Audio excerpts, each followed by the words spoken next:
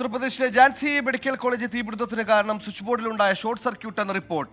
അടിയന്തര അന്വേഷണ സമിതിയുടെ റിപ്പോർട്ടിലാണ് ഇക്കാര്യം പരാമർശിക്കുന്നത്. പരിക്കേറ്റ് ചികിത്സയിൽ കഴിയുന്ന 16 കുഞ്ഞുങ്ങളും സുരക്ഷിതരെന്ന് UP സർക്കാർ അറിയിച്ചു.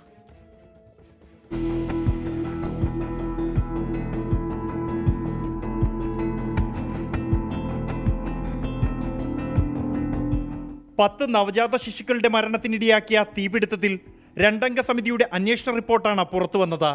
ICUവിലെ സ്വിച്ച് ബോർഡിലുണ്ടായ ഷോർട്ട് സർക്യൂട്ടാണ് വൻ തീപിടുത്തത്തിന് കാരണമെന്നാണ് കണ്ടെത്തൽ. അട്ടിമറിയോ അനാസ്ഥയോ ഉണ്ടായിട്ടില്ലെന്നും തീപിടുത്തമുണ്ടാകുമ്പോൾ 6 നഴ്സുമാർ ICU വാർഡിൽ ഉണ്ടായിരുന്നുവെന്നും റിപ്പോർട്ടിൽ പറയുന്നു.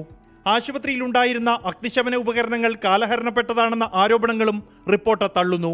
തീപിടുത്തത്തിൽ ദേശീയ മനുഷ്യാവകാശ കമ്മീഷൻ സംസ്ഥാന സർക്കാരിനോട് വിശദീകരണം തേടി.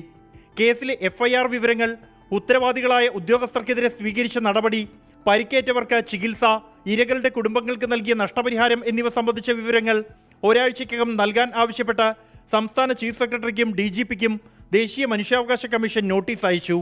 വിശദമായ അന്വേഷണത്തിനായി ആരോഗ്യ വിദ്യാഭ്യാസ ഡയറക്ടർ ജനറലിന്റെ അധ്യക്ഷതയിൽ 4-അംഗ സമിതി രൂപീകരിച്ചിട്ടുണ്ട്.